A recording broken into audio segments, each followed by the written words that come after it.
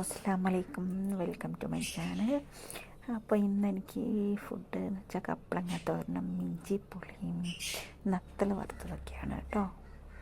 അപ്പോൾ നിങ്ങൾക്കൊക്കെ എന്താണ് ഫുഡ് എന്നൊന്ന് കമൻറ്റ് ചെയ്യണേ.